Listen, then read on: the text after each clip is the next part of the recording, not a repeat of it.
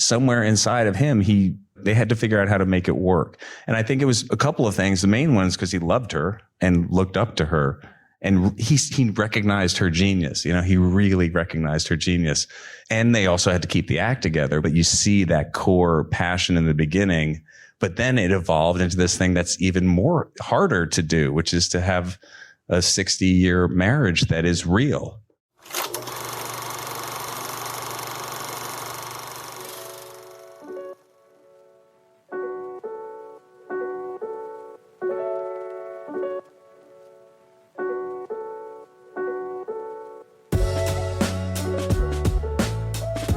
Hello, and welcome back to The Director's Cut, brought to you by the Directors Guild of America.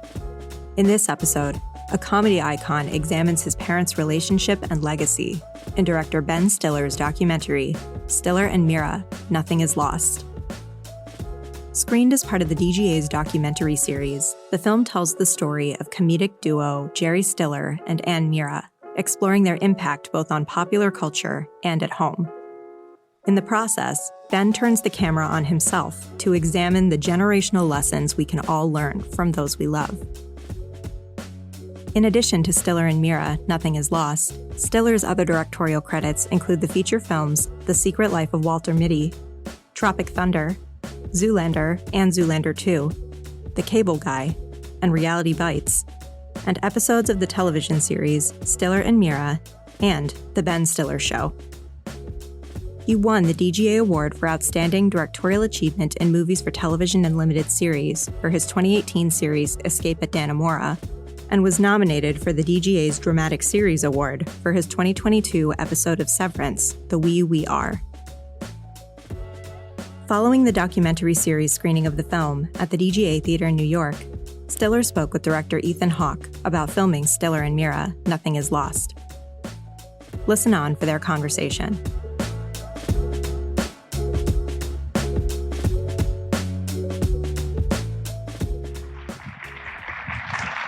I thought he was going to say the stars of Reality Bites back together again For the reunion. Yeah. Thanks for coming out to see it. Yeah, well, it's cool to see a movie in the theater. It's such an awesome movie, Ben. Thanks, it's so incredible. And it's weird for me to watch it because when I didn't think we were so young when we met. But when I see you in the movie, there's periods you appear where it's like, oh, that's around the time I met Ben, and you look a lot younger. I know. Yeah. I know, man. But what's so funny about it is you became a three-dimensional, like you meet somebody at work and you're working together and it's hard and it's interesting and back and forth. But then I met your parents and, you know, they were at the premiere and stuff and they were so nice to me and they loved you so much. And they used to kind of always, they each in their own way, in different ways, took me aside and said, you know, Ben, he really likes you. You should be nice to him, you know. They would just kind of take me aside, you know, Ben, he works so hard. He really cares a lot about you. Why are they doing this? It's so interesting. They are fascinating people. And when I first, that's so interesting. It wasn't, you know, your dad came to see, I did the first revival of Hurly Burly, and he came to see it like 3 or 4 times. Really? Yeah, he was so supportive and interested. He was such an actor. He was, yeah. He really liked talking about acting, and I was, well, there's so many things I want to say, but I guess they were kind of known for like, you know, going back. I think you talk to actors in New York, they would just go to the shows. We would go with them as kids, but when they would go to a show, they'd always go backstage and always want to connect with the actors and genuinely just express, you know, I wonder how much if it's they being appreciated lost. what When they I did. first started working on stage, there was a real culture of that generation really did that. They made it a point to see everything. Yeah, you know, they would yes. really go out of their way to see everything. And you could tell like, oh, wow, they've been to 4 shows this week. And they always go backstage. And it's a way of community building. Yeah. I mean, I think that kind of relates to just the era of of when I was growing up and that world that I tried to, you know, show in the movie of that community and that feeling of that was our lifestyle. That was what it was about. And it was always, I remember like one time my parents said they were going to go see Lily Tomlin do her one woman show on Broadway. And I was like, I wanted to stay home because the Poseidon Adventure was on TV. But like, I just remember that was just part of, what they did and who they were. And of course, like as kids, we sort of, they modeled that for us, but I always felt which I think I talk about in the movie, like daunted by that because they were so present. And those relationships, those friendships that they had that I really feel like I wish I'd been able to interview some more of their friends who were still around, who aren't around anymore. But that those relationships, those hangouts, whether it was my mom would, where they'd have like a Thanksgiving dinner or, a Passover dinner at our house or whatever, they would invite people. It wasn't like they were performing it. It was just like part of who they were. And those friendships, I do miss that. I think it's different now. I know somehow life seems different in terms of the way people connect with each other. It sure seems that way. Yeah. I mean, I think it's important that you didn't include all those friendships though, because the film is a meditation on family. That's what I was left with. I don't know if you guys were, about how much you are them. And it's like, you don't need to tell me about them. You are them, more than the stories, and they're a part of you and they're part of your kids. And that's what's so moving about ending with that grandfather's voice. Because I don't know if you guys felt this way, but when I was watching the movie, that's true for all of us. My parents are with me. Where I come from is with me all the time. Even when it doesn't feel like it, you don't know, it's just there. Like, and so something else is happening. There's some movement through time that the movie is getting at that's bigger than any of us as individuals. Because when I first watched this, I thought I was going to see a normal documentary about a comedy duo, and you would just do that. And instead, this is Nothing is Lost is an incredible title. And I keep meditating on that. I called my kids after I saw it, because I was like, I'm supposed to be interviewing you. I'm so bad at this job. I'm happy to listen to you talk. I've been doing so much press. It's like, put me in front of an Come audience. on, man. Yeah. Maybe we'll get like another viral video on creativity that you'll do. I'm like a walking, come on, it's great. It's inspiring though. Well, let me throw it as a question. Did you set out to make a movie about family? No. Yeah, no. I mean, honestly, like it was, my dad died, knee-jerk reaction to start filming in the apartment because I knew we were going to sell it. And in my head, I was like, I can't do a memorial for him because it's COVID. And I felt very stressed about that, about how do you honor your parents, especially when my dad died, because I just thought he's such an important person in my life, but to a lot of people, as what he was able to do, the way he, I felt it my whole life, especially after Seinfeld and King of Queens. For him, he reached so many people, and so many people connected with him and loved him. And, I was like, how do I do this? How do I pay tribute to them? And even just in a memorial, because we'd done it for my mom. And then I thought, I do think there should be a movie about them somehow. There's some about them. And so that's how I started, not thinking at all about anything else really, about like, how do I make a movie that's watchable or like more than just about a comedy team? I honestly, I watched your film, your Paul Newman and Joanne Woodward thing when I was making it, which I thought was amazing because it was so much getting at a lot of the same, ideas. But I watched that. I was like, yeah, it has to be something like this, something that is not linear and is emotional in terms of the, how it connects. But that took a long time. And I give credit to Jeff Richman, who's my producing partner on the film, and John Lesher's my producing partner too. But Jeff and I work on Severance together. He's an editor, and he's a great doc editor. And he started to, and we kind of worked on some stuff like in terms of like the language of the movie and stuff we've done before in terms of editing ideas of like not necessarily like having a scene where you can intercut another scene and have some sound from another scene underneath it. And the language of it started to evolve pretty early, but the theme of it, and we were just talking about it before we walked out, about that process on a documentary, which is so scary because you don't know what it's going to be. And for me, as a person who likes to know where the ending is and where it's going, to have to give in to that, it was a real process. So it really wasn't until like 3 years in, or maybe 3.5 years into the 5-year process, that I realized, I have to start looking more at our whole family if it's really going to resonate, because it's not, somebody else making a film about my parents. It's me. You. And those things you said earlier, though, about what it kind of feels like, and that all evolved. Like, it's like, where else do you have the opportunity to explore the feelings of memory and the emotions you feel when you lose somebody, except if you're putting a film together? It's almost that process of putting it together and thinking about them is what the movie became. That pastiche, that thing of like, hey, today I'm thinking about them. Tomorrow I don't want to think about it because it's too sad to me. But then the memory pops up in my head, and then you start looking at the film clips, and it sends, every time I'd look at a clip, it would just, I could get lost in it.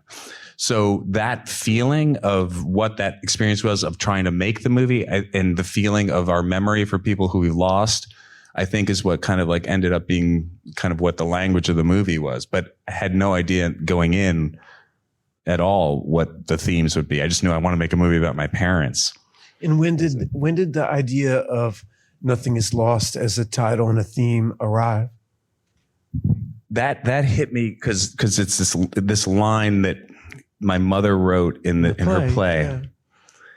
And it's also, it was what I actually put on her headstone of where she because it really resonated with me. She never said like what she wanted to have on her headstone or whatever, but I just thought I think she might like this because it's what she felt. It's what she believed. She believed in, alternate realities, multiple universes, and a time not necessarily being a linear thing, and that we're all kind of connected, and all these things she really felt. And I think and to me, it was like, yeah, that's kind of. And then there was this idea, of course, on the literal thing of like, there's all this stuff in the apartment that's, saved. And so it just felt at first, honestly, Apple was like, do you want to call it Nothing's Lost? What about Stiller and Meara? What a Wonderful Life? Or something. And I was like, no, I think this is what it feels like to me, and it feels like her. And what do you think? There's a passing line when you interview Chris Walken that kind of surprised. He calls your father a saint, and he doesn't say it in a way that makes it sound like glib or funny. He seemed to feel that way. Yeah. And I think a lot of people felt that way about it. Well, when I finished the movie, I was thinking about that because there's something deep obviously about both your parents. They're profound people, and they say a lot of off the cuff things that are stirring, but I wonder if you I felt this way doing the Newman and Woodward doc, how fascinating it was to make something about a marriage and this mysterious thing that is a marriage, that we actually can't understand it really. And it made me think that at its best, marriage is a little bit like joining a monastery or something, or a convent. You can still have sex. I didn't mean that, which is why I think sometimes, you're giggling. Yeah, but I think it's a place where you can polish away narcissism, by being constantly reflected in the other, and you're forced to look at your shortcomings in a way in a partnership that you're not on your own. That's a good point. Yes. And I watched the two especially of them deep into a marriage when you get, years. I watched them late in life, and I'm like, oh wow, these people are really working on themselves, and staying together is what is creating the sanding down. And I felt like there's something deeply spiritual about both your parents. And so it wasn't uncommon that people would say that he had kind of he's so loving. And very, she is too, in a very different way. She was a tough nut to crack, I guess. She had a tough exterior, but once you were let in, it was all love. And it was, I think she was daunted a little bit by me being in movies. Like she had this thing about she never wanted to move to LA. She never learned to drive, hated LA, hated just the whole idea of it. Like I would call her from my cell phone in my car in LA and she'd go, I can't hear you. I'd be like, I can hear you fine. She's like, no, call me back when you're not in the car.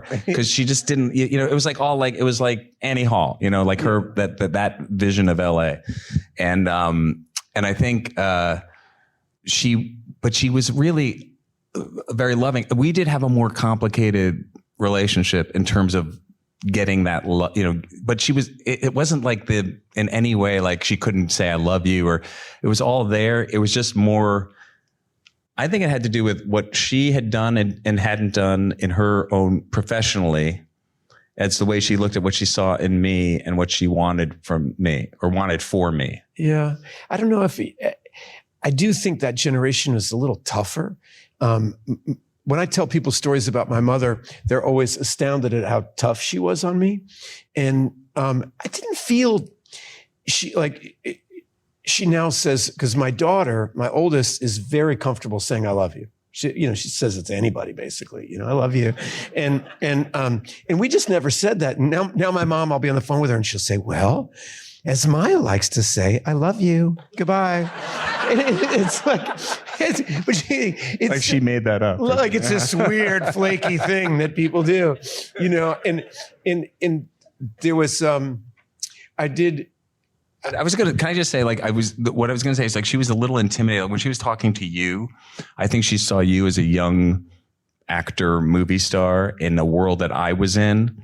And I always felt like she was kind of like, I don't know how to explain it. Just that she was a little bit outside of that.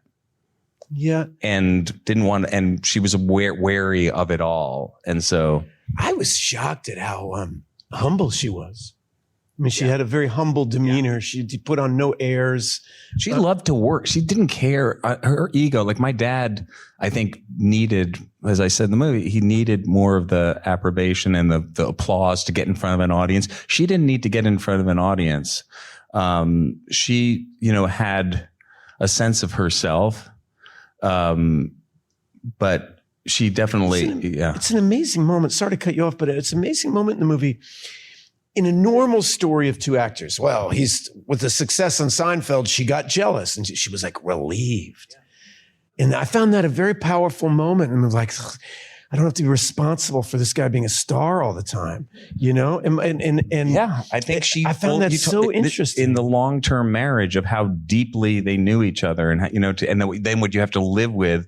Because I think having been in a marriage for a long time, having separated and gotten back together, and having this wonderful gift of getting back together to have the appreciation, of all the things I was taking for granted. When you're together that long, there's so many things that and take for granted in the other person.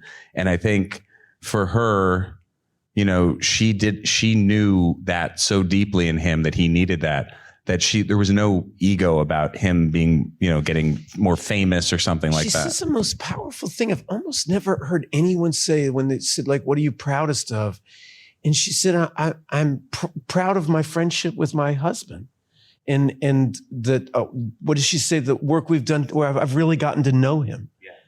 And, in a real way. And I, at this point in my life, I really know what she means. That's a lot to really take the time to get to know and love another person. Yeah, after all that time, because somebody mentioned to me well, is it weird that she didn't say she's proud of my kids? Well, that's but I never even thought of that. To me, it was the real challenge. Of course she loved her kids, and of course she was proud. But at that moment when she was interviewed in that interview, I think she was going through stuff with my dad where she was really they were working at keeping their relationship alive, and that's connected to you guys. I mean, they're doing that for you in a lot of ways. I mean, that's that's building you guys a base. And it's, but this was after we were grown. no, I know, Yeah. but I mean, you've got older kids too. I mean, you're not done raising them. They're not done showing you how to grow up and how to grow old. And so it's a different kind of leadership, but I feel like they're parenting you by taking care of themselves and each other. And they're showing you what that looks like. Or that's what it seems like in the movie. Yeah. And I think that's what I got. Maybe like one of the things I really got in making the movie was sort of that realization. It's like, oh yeah, like they really modeled for me what a relationship is. Because at the time we were making the film, Christine and I were going through stuff and weren't together when I started making the movie. And then we came back together during the making of the movie. I wasn't even thinking about the movie when we were getting back together or how that was connected. But then it hit me. It's like, oh my God, I think this is my desire to make this work is somehow related to what I saw with my parents. How could it not be? I mean, but that's the kind of stuff you don't really, you don't think about. And yeah. It's funny. The film in a lot of ways is a memoir disguised as a biopic. You know, I mean, that was my fear too. It should be your fear. No, it was my fear making the movie. That's why I was not in the movie for like the first 3.5 years. But here, let me, I've done this too. My wife is my producer and I said, I want to make this movie about Paul and Joanne. And she said, okay, I'll make it with you. But I have one thing, you cannot be in the film. And so it's like, no problem. I'm not going to be in it. And I started cutting myself in and I would say, and she said, what are you doing there? It's a placeholder. I'm just trying to get the information in. And so I know exactly what you mean. You're right to be reticent. And I feel a healthy reticence in the film about being in the film, but it's what the movie's about. And you said something at the start of this interview that I often ask myself is, why am I directing this movie? It's like the movie could be directed by a lot of people and be different. And if I can access why me, and it's the same, why am I playing this part? What do I have to offer this role? And I have to find it or I'm not right for the job. And you have a particular insight into them, and to not use it would be to rob us. What's interesting about this Q&A is I think it speaks very highly of the film. The film answers all the questions. I mean, the film is a complete document. You know, it's not like if you'd made some other thing about just a comedy routine, I'd come here and go, well, Ben, how did it feel for you? You know, and you'd get into it. Instead, the most interesting thing about it is in the movie. And that's why I was so blown away by it. Yeah. I mean, it's also that weird thing of like it's a singular thing. I'll never, be able to make a movie about that subject again. So there was like that, and also the only reason I was making the movie was because I knew I needed, like, it's the only time I ever made a movie for purely the only reason is because I knew I needed to make that movie, because I needed to do something that I felt personally I needed to do something to connect with my parents and to somehow make sense. And that's the power of the film. And that's why you had to, right. The river was taking you there. And that's why, like, for a long time I was hitting up against, at one point, somebody who I was working with on it said like, well, you shouldn't make it, somebody like, I got scared of it becoming like a vanity project, and like and what it would mean me being in it. And like, stupidly, I read like one review when the movie came out, and like the review was like, Ben Stiller could have made a movie about his parents without putting himself in, but I guess he had. And I was like, they missed. But you know what? No. But at the end of the day, it's like, fine, whatever. It's like, but this is the only movie. This is the only movie I could have made about this, and I personally am glad I was able to have that experience. Like, I think I'm the luckiest person to have been able to make the movie, because I got to work through some of this stuff. And you got to, you brought your whole family in. And that's part of that's what makes it not what that person said. Was that hard to talk your sister into being in it with you? No, Amy, not at all. Amy is like, she's so funny. And she was like, yeah, let's do it. Whatever. She's like, cause she's always talking about this stuff. She was so connected to my parents. And when my dad was sick, the last few years of his life. And when my mom was sick the last couple of years of her life, she was so, she was so there. She was the primary person there, and she's so connected to them that I think she was all for like, let's figure this stuff out and let's talk about it, and had no ego about it at all. So that was never a question. Later, when I started making the movie, Christine and I, like I said, I don't think Christine and I would, like, we weren't having the kind of relationship where I could even talk to her and say, hey, do you want to be interviewed for this thing? We just were going through stuff. And so it all evolved later. So that interview with her was very late. The interview with Ella, my daughter, was when Ella was, I think, 18 at the beginning of shooting the movie, or shooting the movie 5 years ago.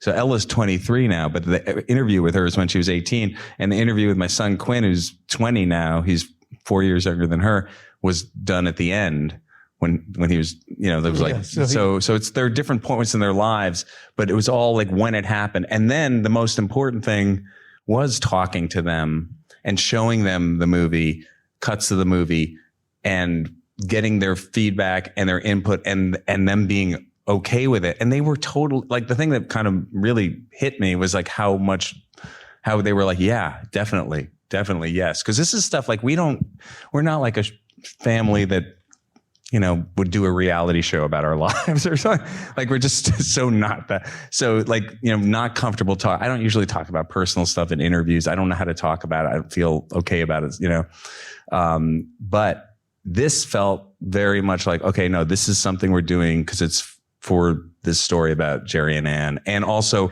I think at that point, having shown the movie to people, because we would screen it, maybe every like month or 2 months for a group of people, as it evolved, I realized that people were connecting with it on an emotional level about their own family stuff.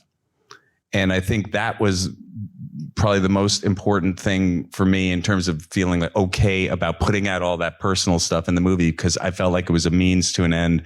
And that's when I was like, oh, well, maybe the movie is about something other than just telling the story of my parents' careers and their marriage. And I did sort of start to feel at the end what it, that it had these other elements to it. I think you should have a lot of confidence about that. I mean, I watched it and I called my son, and I called my daughter, and I called my stepfather to talk to him about the movie, because it's bigger than a biography, and I think a good documentary does that. It uses the subject to launch a thesis, and I think you did it beautifully. And I think that criticism is wildly incorrect. Yeah, no.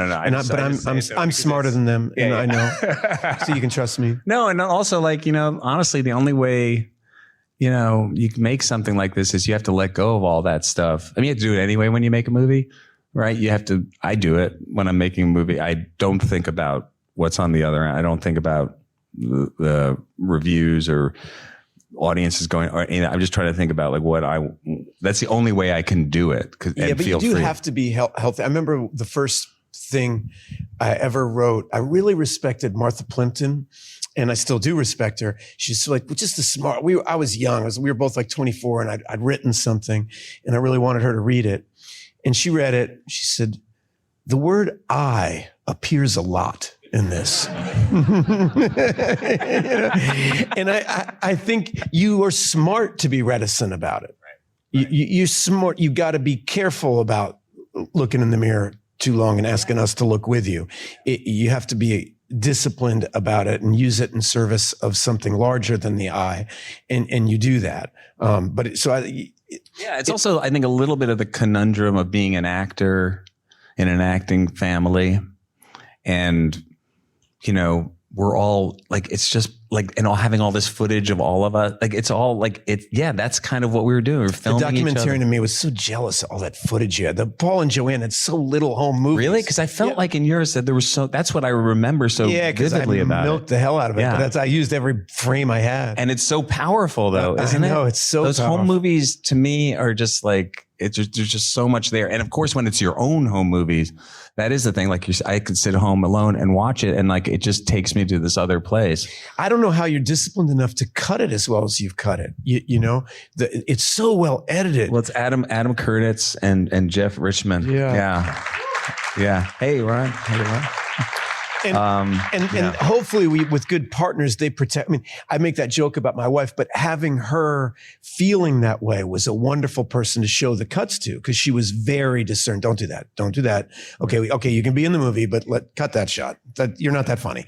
But you need friends. No, I relied on them. Yeah. Speaking of friends, you know what? I wonder if you guys thought this was powerful.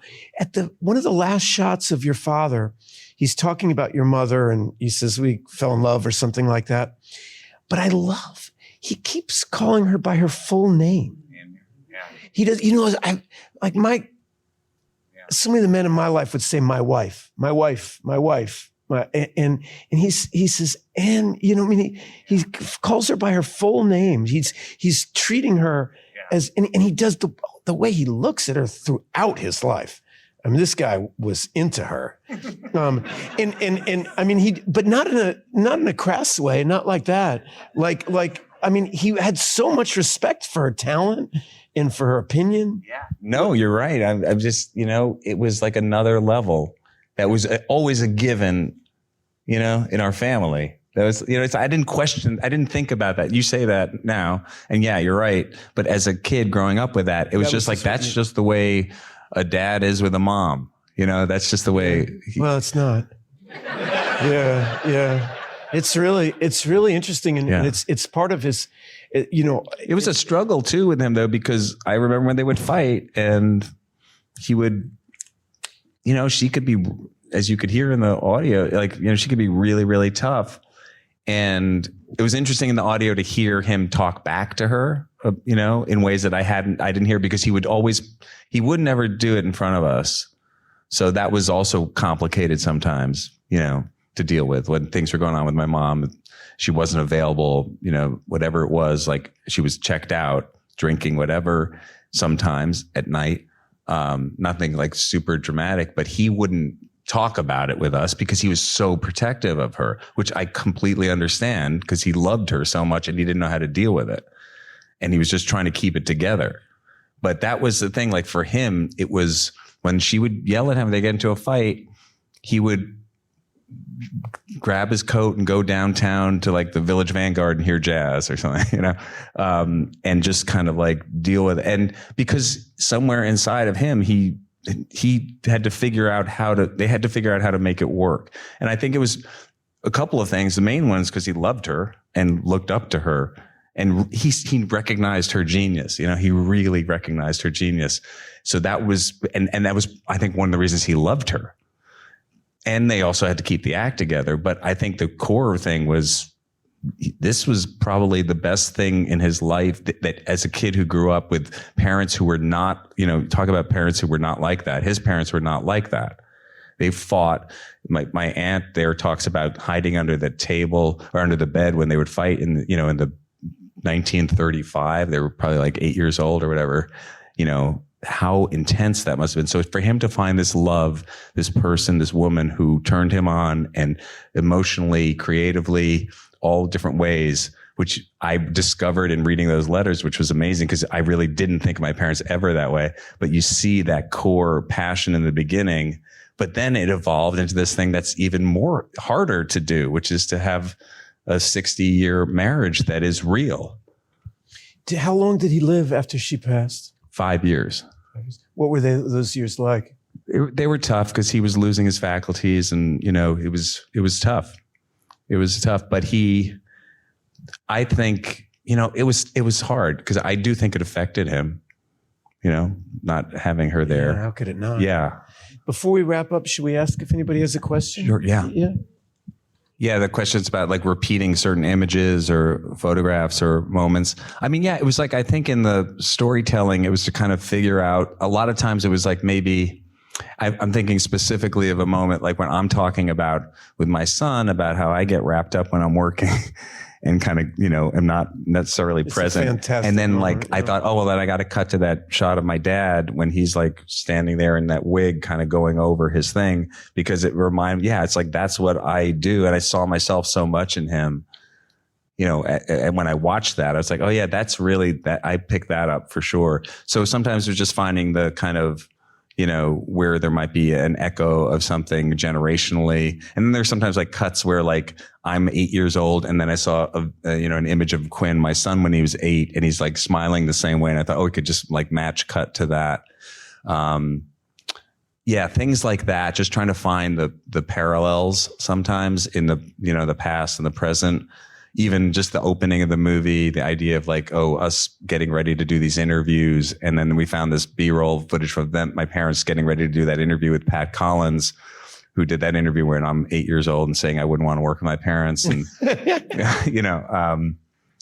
Pat, who's still around and was amazing and a friend of my parents. But, those things, those like moments that felt like they were kind of like resonating emotionally or echoing something, I think were the things we looked for. Thanks. Yeah. Did I know if my parents were taping everything? I mean, I didn't realize he was taping so much. I knew there were a lot of tapes and cassettes, and I knew that he taped us as kids. I knew he used to tape my kids, like he'd come over to the apartment and get like a little dictaphone out and just like tape them just to have their voices. And but the reality of like that there were so many recordings of them talking and just kind of, after, I don't know if that was how intentional it was. I think it probably was intentional, but a lot of the time they were just improvising and working. And the fact that he saved it all is kind of amazing to me. Well, Dawn and Jody, Dawn, who's in the movie, who worked with them, and Jody, who was their other assistant, spent a lot of time organizing and cataloging all this stuff in the apartment the last few years. And that was really, really essential to it. Yeah. Yeah, it was a great stuff that I wouldn't put in the movie. What makes you think he would tell you about it tonight if there was? I mean, there was more kind of, of that interesting sort of them arguing and things like that. But I felt like the responsibility that I had was in the hour and 40 minutes that the movie is, to, even if there was a lot of really great stuff that I could fill it with, that way there's more dramatic or more interesting or whatever. I felt like I needed to have a balance in the movie that didn't go too far with that stuff just because it existed, to really represent what I felt was the feeling of their relationship over their whole lifetime. So that was really how I kind of like pulled back on certain things, because a little bit could go a long way too. The question is, did it take making this movie to realize I made the same mistakes my parents did? No. It's not. No, I definitely realized that. And that I made worse mistakes too. I've been realizing that for the last 50 years or so. Thank you. And thanks everybody. Thanks Ethan for doing this. My pleasure. Love you. What a great film. Thank you. Thanks for listening to another DGA Q&A. The Director's Cut is available wherever you listen to podcasts. And please share, subscribe, rate, and review. We'd love to hear your feedback, and you can help fellow film buffs find the show. Thanks again for listening, and we'll see you next time. This podcast is produced by the Directors Guild of America.